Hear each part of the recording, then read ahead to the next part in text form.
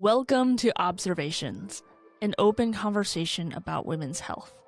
This is a space where physicians, patients, and other experts can sit down and have honest, evidence-based dialogue that cuts through the media bias and brings clarity back to maternal care and how we can care for both patients, mother and preborn child. With each episode, we will have real stories, real science, but also real questions about women's health today. From clinical insights to lived experiences, to aligned perspectives, and yes, also respectful disagreements. This is our goal, to bridge the gap between physician and patient, to empower informed decision-making, and bring back and elevate compassionate, fact-driven care. Now, a quick note before we dive in.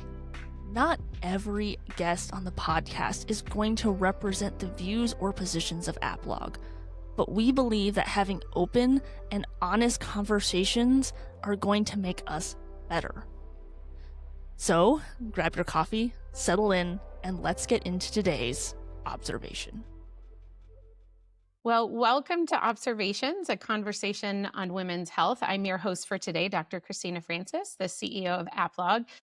Today's episode is a kind of unique one in that we are addressing some breaking news that just came out of the Fifth Circuit Court last Friday, where mail order abortion drugs were paused out of the Fifth Circuit. And it's a little bit of a complicated legal process. And so that's why we have one of our guests on with us today to help explain all of that. But obviously, very exciting news for women's health and for those of us who have been fighting against this, the horrendous scourge of abortion drugs now for several years. And so we're going to unpack what happened at the Fifth Circuit, what has happened, actually, a lot has happened since, and what that could mean for where mifepristone stands and women's health and obviously the health of preborn children moving forward as well. So to help us unpack it all, I'm joined again by my friend Erik Baptist from Alliance Defending Freedom. Those of you who are fans of this podcast know Erik. He's been on several times. So Erik, we're so thankful to have you with us. Of course, ADF has been at the forefront of this fight, and so we're going to break a lot of things down. And then I also have with me, and I will give her full introduction here in just a second, Elizabeth Gillette. Elizabeth and I got to know each other the first time for our case against the FDA when we went to the Supreme Court. We're also going to be talking about the Supreme Court today. Of course, Erik is Senior Counsel at Alliance Defending Freedom and also Director of the Center for Life, where he leads litigation and advocacy efforts to help protect women and preborn children. In that role, he works closely with us and other pro-life organizations, as well as with policymakers and the media to advance life-affirming legal protections. He previously practiced at a major international law firm, at the EPA, and holds a law degree from George Washington University. And I'm also so delighted to have Elizabeth Gillette with us. I think you all will get to see her courage and bravery and just what an amazing voice she is for women in this discussion. Elizabeth is a national speaker and advocate who shares her powerful story of the harm that she experienced from a chemical abortion. What began as a deeply personal promise to give her son a voice when he had no voice has grown into an amazing public witness for women's health and for honesty about the risks of these drugs. She's shared her testimony in court cases across the country. She stood, as I said, with ADF and with us at the U.S. Supreme Court. And she recently spoke at a press conference that I also had the privilege of being at with Senator Josh Hawley in support of his legislation that would give women like Elizabeth a right to sue on their own behalf for the damage caused to them by abortion drugs. Elizabeth continues to speak out so that other women hopefully won't have to walk the same path that she did. And Elizabeth, thank you so much for being with us and for having the courage to speak up. Well, Erik, let's start with you, again, because I've had certainly a legal education in all the years that Applog has been involved with ADF, but I think oftentimes the many steps of these cases can get a little bit confusing. And so let's start with you to talk about, how this case originally came about, even in the state of Louisiana, and then kind of work us through to how did it get to the Fifth Circuit, and then what ultimately the Fifth Circuit's decision was last week. Well, Louisiana has some of the most robust pro life laws in this country. And yet, because of mail order chemical abortion drugs, they are seeing upwards of 1,000 abortions a month, all by mail, all by mifepristone. And that's why we, with partnership with the Attorney General of Louisiana, sued the FDA for its unlawful, reckless, and dangerous action to authorize mail order chemical abortion drugs in this country under the Biden administration. We also sued on behalf of Rosalie Markozich. Rosalie felt pressured by her then boyfriend to take abortion drugs. She wanted to keep her baby, but he was able to obtain the order and obtain them online from a third party, get them mailed, and then coerce her to take those drugs. And she lost that unborn baby, even though she wanted to keep it. So we sued on behalf of her too. And she really suing on behalf of all women in that serious condition where they are coerced by men who obtain these drugs because they've been aided and abetted by the FDA's regime of this mail order scheme. So we sued in the state of Louisiana in the fall to get to right this wrong by the FDA. And as you said, you're highlighting Rosalie because she's your plaintiff in this case. And for people who haven't seen our episode, we did an episode with Rosalie back when this case was close to when this case was originally filed. But of course, as you said, she's really representing many women across the country because we're hearing story after story of women whose husbands, abusers, boyfriends have gotten these drugs online and either coerced, as in the case of Rosalie, where she felt like her safety was in jeopardy potentially, or just outright forced it on them, slipped it into their girlfriend's drink or something like that. Yeah, Rosalie's not just the tip of the spear, but we believe she's the tip of the iceberg. Yeah. When we filed this lawsuit, more and more stories are coming out, and we're seeing this in the news across the country, where men are obtaining these drugs, slipping them in women's drinks, or coercing them to take it. And so enough is enough, and that's why we sued in federal court to seek that relief in Louisiana. Absolutely. So that was filed at the district level in Louisiana. And what was the ruling at the district level?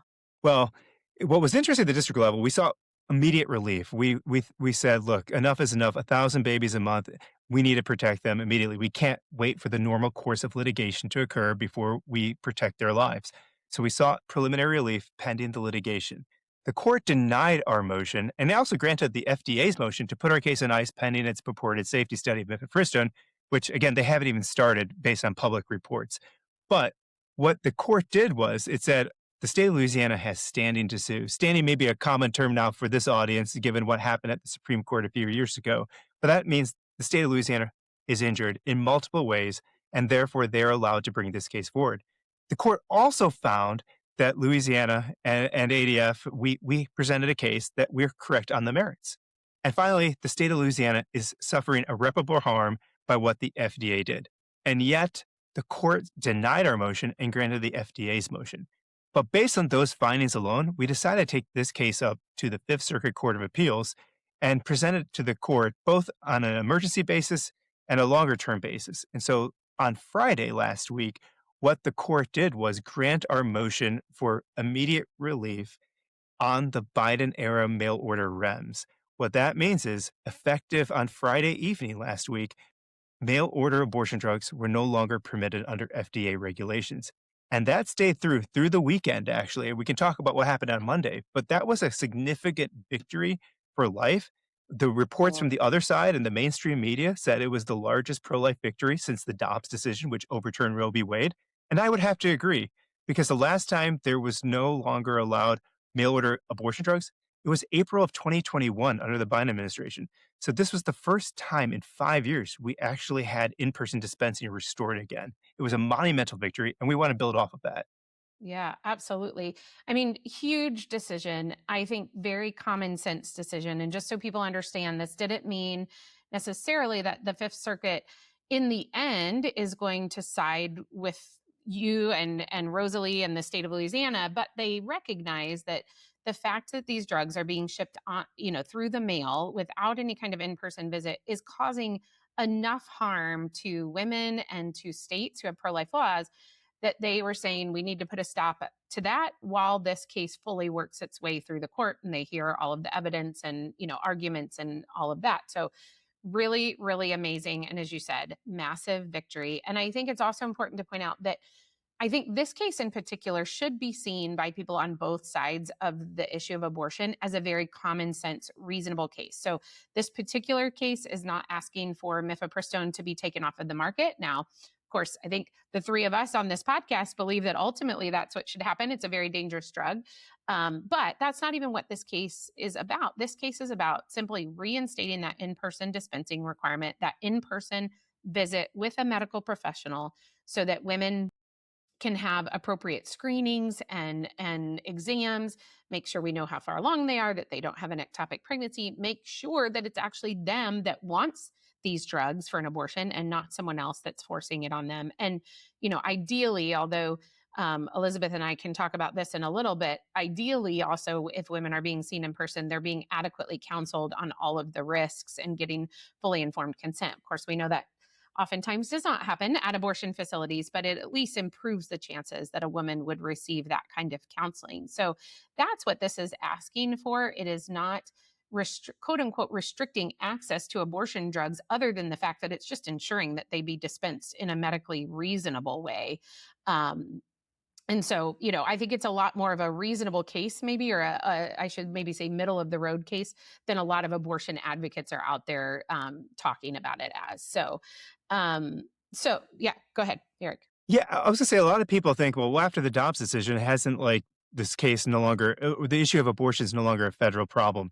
And the answer is no, because when the Dobbs decision came down, the Biden administration was ready to respond. And how they did that was, we know how to overcome states' pro-life laws, and that's through the mail-in of these drugs. It was intentional, and that's what the Fifth Circuit found last week.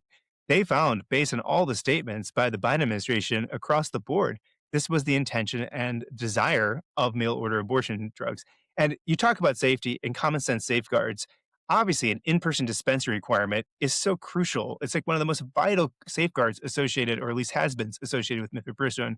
And you see that playing out in the States. By the abortion industry's own data, you look at California and New York, only 10% of all abortions are committed by mail. Most of them are done in person, where you have those screenings that you talk about. Where it's 100% use, it's in pro-life states such as Louisiana and Texas.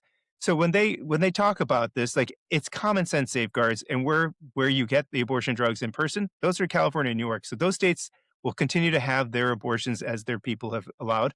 But those states that have chosen to protect life and women's health, such as Louisiana and Texas, they should be allowed to meaningfully enforce them. But right now, under the Biden era REMS, they cannot do that.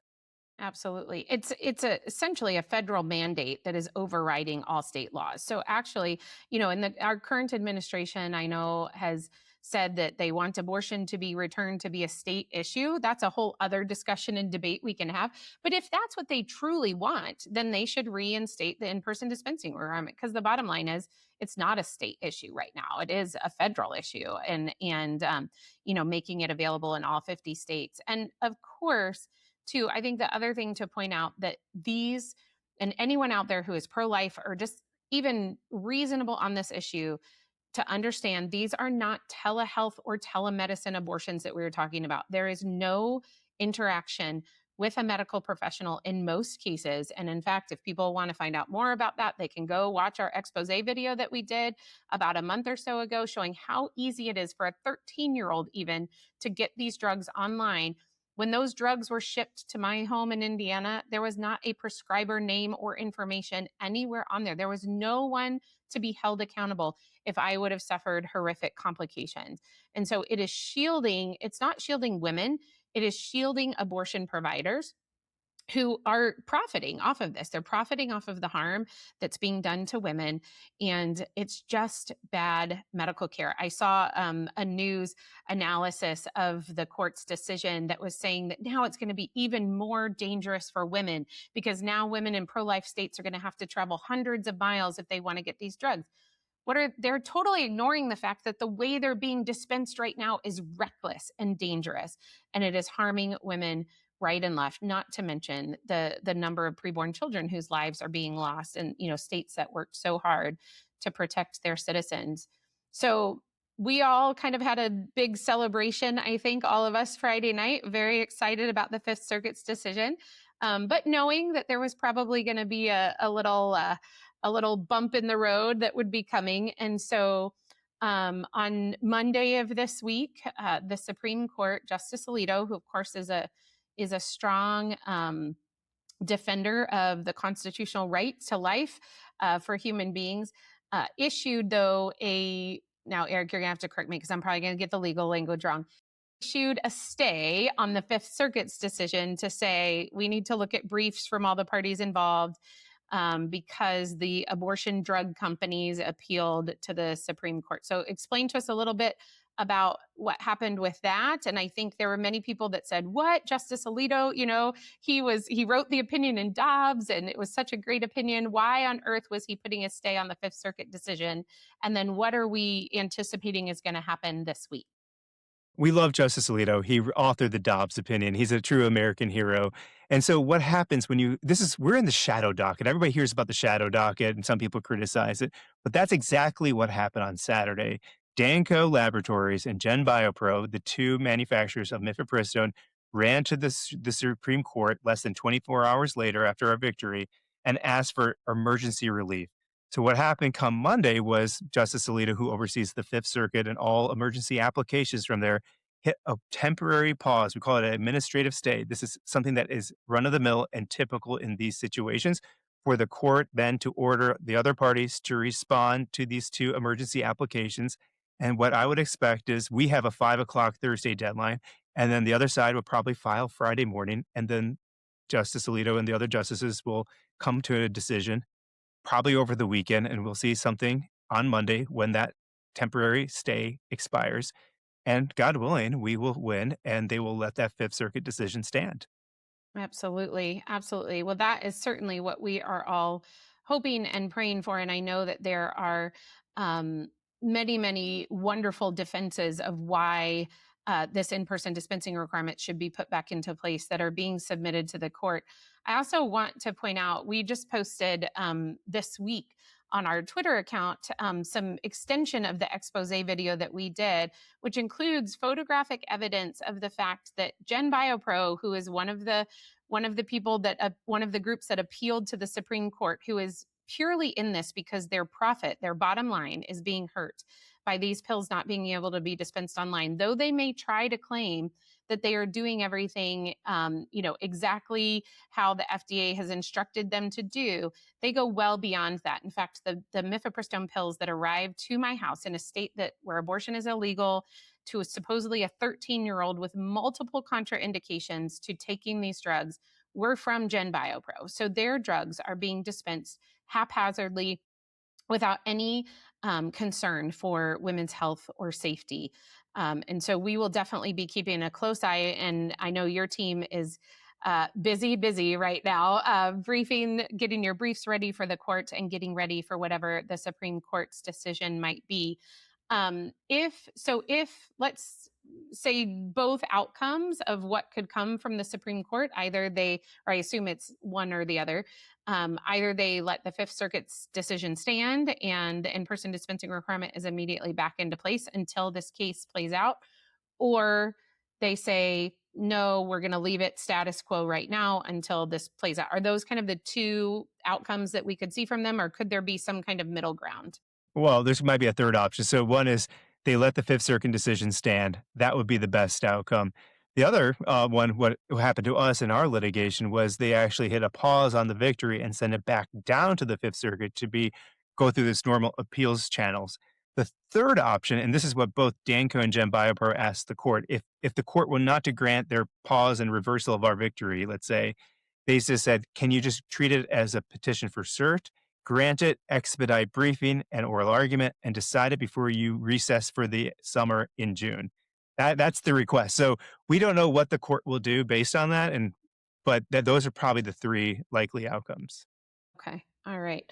Well, there is a lot going on with that, and certainly those of us who our prayers will be praying for your team as you guys prep for any one of those outcomes that might happen. Of course, we will continue to highlight, as I know you will as well, the dangers of these drugs and how we really are, those of us that are fighting for the in-person dispensing requirement and for other regulations to be put into place on mifepristone, we are actually the ones who care about what happens to women, what happens to young girls, and that they be protected from just the really dangerous practices that the FDA is condoning right now. And many people say, well, the FDA is doing that safety review. Why not just wait until that's done?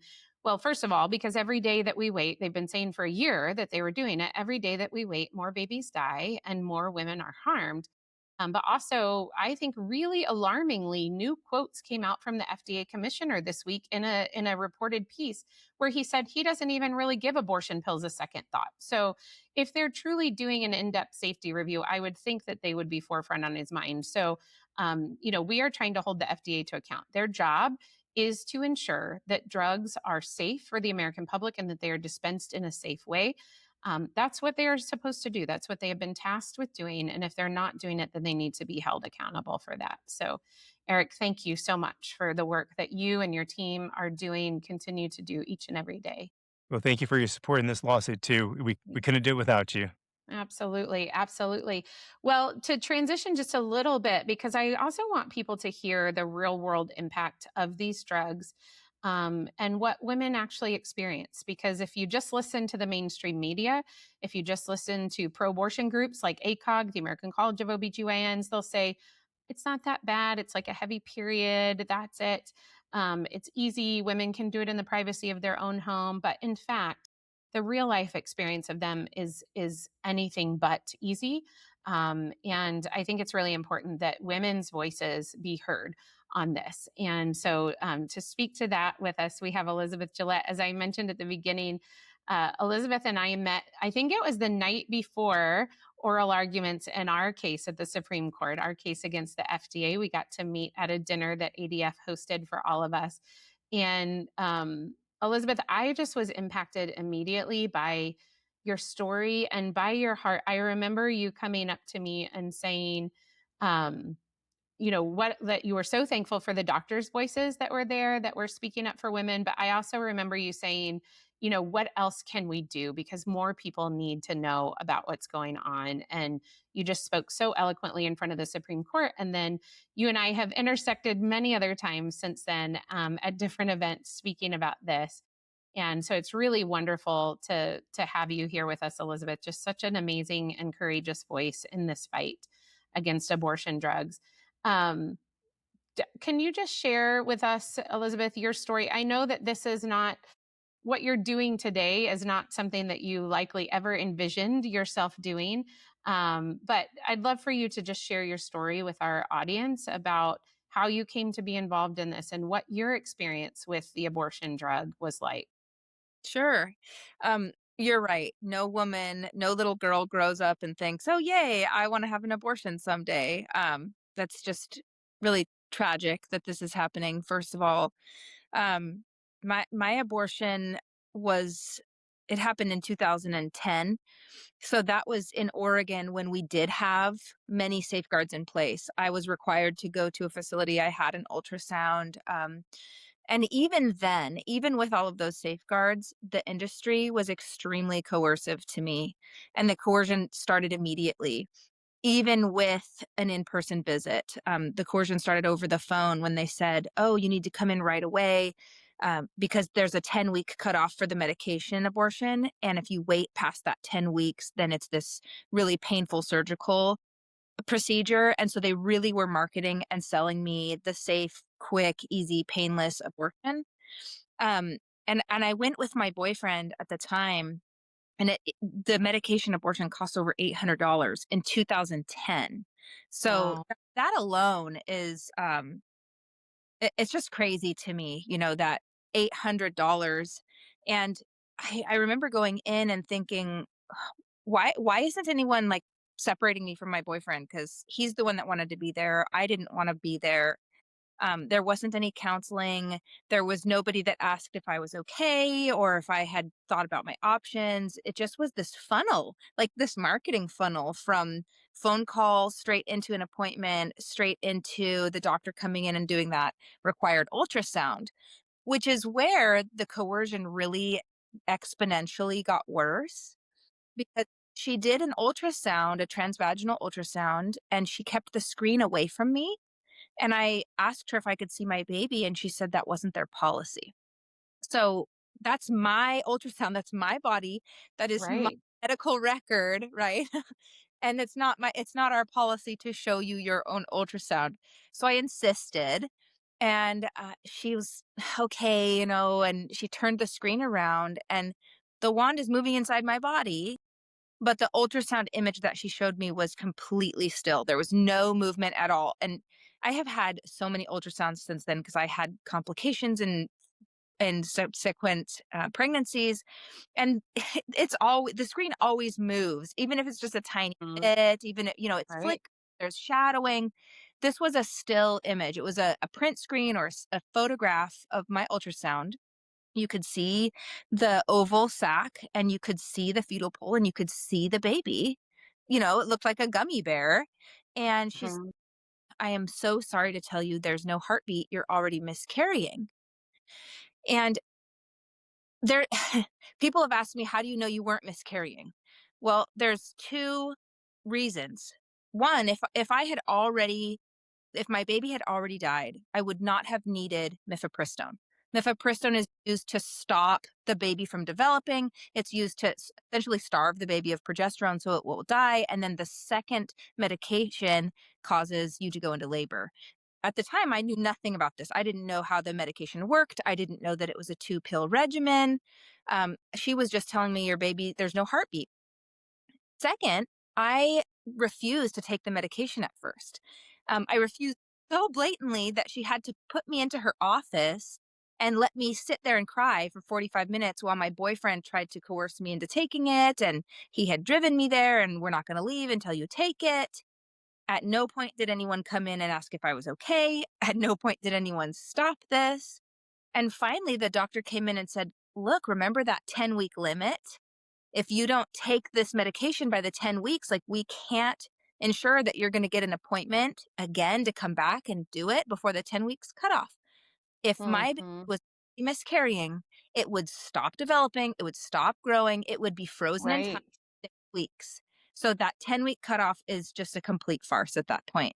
Mhm. And yet they still sold me the pill. They still told me that it was a requirement. They still gave me both pills of the regiment. So I ended up taking the pill because I felt that it was the only way I could leave that facility. The moment I swallowed it, a part of me died. My soul, my spirit. I died. I was no longer the person that walked into that facility. I was a broken. And we went home. My boyfriend dropped me off. I was living with my parents at the time. 24 hours later, I took the second medication. It was then that I realized that the little doggy bag, if I may, with the medicine inside it, didn't have instructions. It was all verbal. It was, here, take this one, and in 24 hours, take this one. And there was a little yellow handout that said, your HIPAA rights, ironically, right? Your HIPAA rights. Remember, they didn't Nice. want to do my Right. ultrasound, but yet they're going to Right. tell me what HIPAA rights are. And so I took that second pill, and they told me it would be like a double period, that I would have some cramping, some clotting. No mention of to go to the ER because they said it was safe, that I wouldn't need the ER.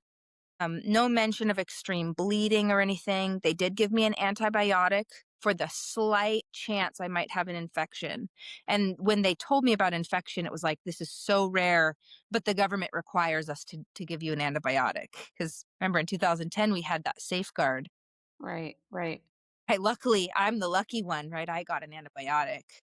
Mhm. I took that second medication, and within an hour was in the bathroom alone by myself in full labor, vomiting with chills, sweats. And then the bleeding started, and it was extremely profuse. It just would not stop. It was pouring down my legs. It was pouring into the toilet, all over my hands. I didn't have enough toilet paper to stop this. Pad wasn't enough until I felt pressure, and I reached in between my legs and passed, gave birth to a fully formed sac. It was transparent yellow, and inside was my recognizable, fully formed infant child with limbs and little black eyes and about the size of a gummy bear. And in that Mm, moment, I realized first of all, this is my baby, and mhm, and now I have to do something with this body. Um, and I'm in my parents' bathroom. This is all a big secret. There's no one to help me. And I decided to flush him down the toilet into a septic tank. That his grave is a septic tank. Um, and I developed very severe post-traumatic stress disorder, and I still suffer from that today. So this isn't something that, you just see a therapist and it goes away. There are severe ramifications of this drug and of this procedure, and the trauma that it inflicts on women is serious and real. And it's something that people will not face. They want to say that I don't exist, that this doesn't mhm, happen, and yet here I am, and I'm not alone. There are thousands of women that are going through this, and they're going through it silently because the backlash of speaking about their experience is so severe. The bullying, the death threats, from both sides, churches condemning women. It's terrible. Women are terrified to tell the truth. yeah, yeah. Man, Elizabeth, I know that you have talked to other women who have been through this as well. And what has been your you see, because I'm just anticipating, some people may hear this and say, well, that was her experience, or the experience that you had at the abortion facility where they were really just pushing you in one direction, no informed consent, no recognition that with you crying that much and hesitating that much to take those pills, that obviously this was a decision at the very least that you weren't sure about, even though really it sounds like it wasn't even a decision you wanted to make. You were feeling pressure from your boyfriend and felt trapped. I mean, sounds like you felt like you were trapped in that building, that literally was your only way to get out of that building. um, what would you say back to somebody who says, well, okay, that may be your experience, but I don't think that's the experience of other women? What have you heard? Because I know you've talked to a lot of other women who've been through this as well. Is your experience unique in the sense that you were the only one who went through something like this? I really wish it was unique. I wish I was the only one, but that's not the case. Most women that I speak to were not informed. We're not told what the drug does inside the body. We're not told about the risks. I did not receive a follow-up ultrasound, even though by law I was entitled to one. So even with safeguards, I was still not given my rights.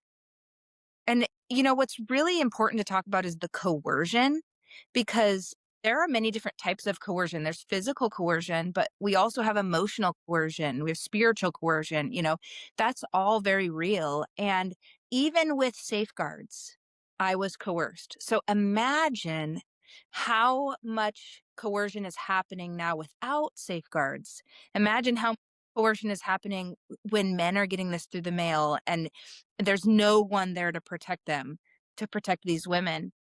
So a lot of people say, "Oh, that's just you. That's anecdotal." Well, if they can use anecdotes for their side, then they need to be open to anecdotes from our side. You can't just say, "Oh, this woman died giving birth," and then not admit that women on the opposite side are also experiencing trauma, experiencing devastating side effects, losing their uterus, getting sepsis.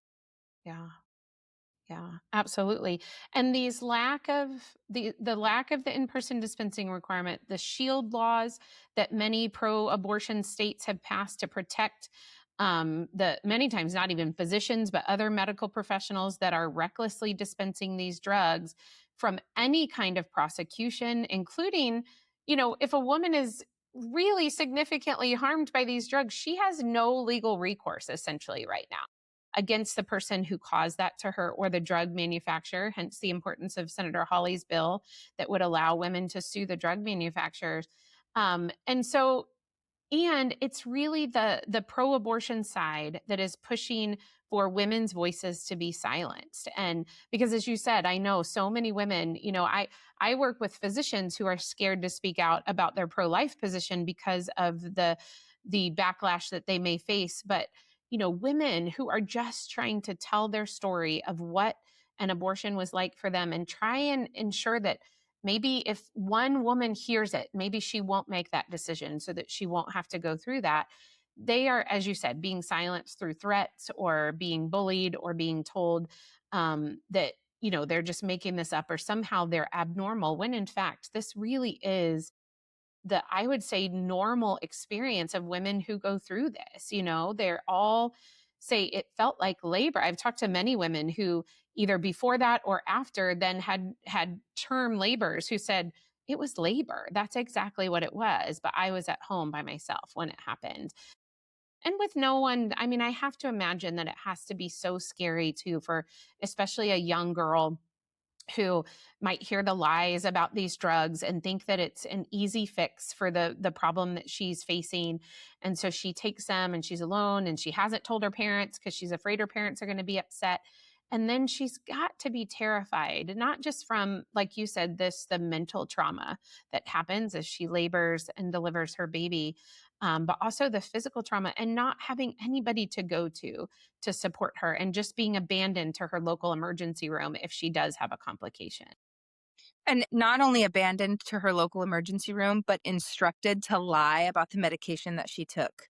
Oh, we'll give you this medication, and if anything goes wrong, just lie about it. There are so many things wrong. This is the only procedure I can think of that a woman is not given full information, is expected to take on all responsibility for everything that happens to her, cannot go back to her doctor and say, you did this to me or something went wrong, Right. and then is Right. told to lie about what care, quote unquote, she received. Mm-hmm. Mm-hmm. Medication is more carefully dispensed. I have to call his pediatrician every 28 days and then physically go and pick it up because it could be used incorrectly. You could Mm-hmm. use that stimulant for yourself or for someone else or sell it. Right. But Right. so we're going to regulate ADHD medication, which is not going to kill you, but we're not going to regulate Right. mifepristone, which Right. can be used to spike a woman and kill her Yeah. baby. Yeah. What a great point, Elizabeth. Absolutely. Yeah. It's not like this is the only situation where we are asking the FDA to better regulate a dangerous drug. So, what a really great point.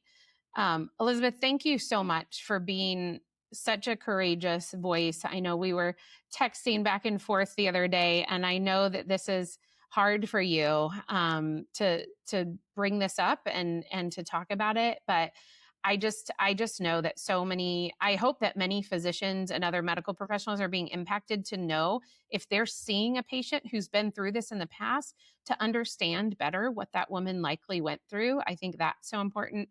But also, of course, all three of us hope that there's maybe a woman out there listening to this right now who might be contemplating taking these drugs, that at least will think twice about it and don't go see someone whose whole job is to sell you an abortion. Go see a doctor who cares about you, who will talk to you about all of your options and who will help support you. But Elizabeth, your voice is so important. And I just hope and pray that you are inspiring other women to, to share their stories as well so that we can know them. And I also think that women like you are so important in this fight because the courts can look at us as physicians or at Erik and his colleagues as attorneys and say, that well, obviously we are driven by the desire to protect every human being. We think every human has the right to life, but they can't tell you that your story didn't happen to you. They can't deny that. They can't deny what happened to you. And they honestly can't deny to us the complications that we are seeing in our emergency rooms that we are so upset about because we think that all women, regardless of if they have made an abortion decision or not, all women deserve excellent health care and they deserve to have their safety, their health and safety taken into consideration.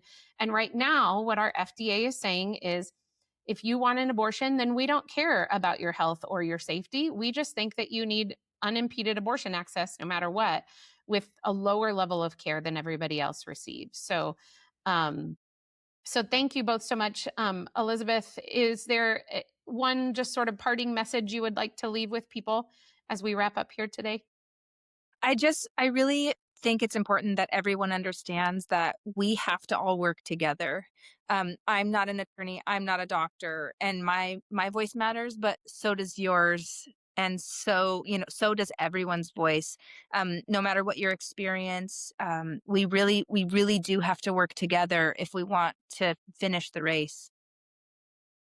Yeah, absolutely. Thank you so much, Elizabeth. And Erik, obviously, we'll tell everybody, be watching AppLog's social media channels, be watching ADF's social media channels, as news I'm sure will be breaking at the beginning of next week. But tell us where people can go to find out more about this case and about the important, amazing work that ADF is doing every day. You can go to adflegal.org to find our case, or you can sometimes I just Google ADF FDA Louisiana, and the first hit's going to be that case page where you can get the latest developments of that case. And this is just the beginning. So we're excited for the next stages of this case. Absolutely. And we're so thankful. I have to give a shout out to the state of Louisiana.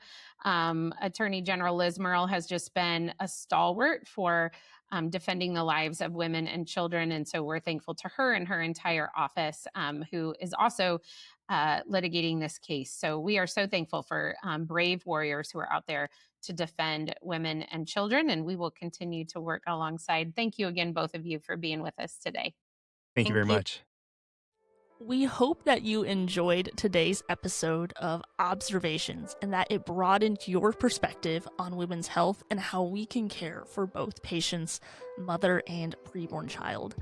If you like this episode, make sure to give us a 5-star review where you can find your podcasts.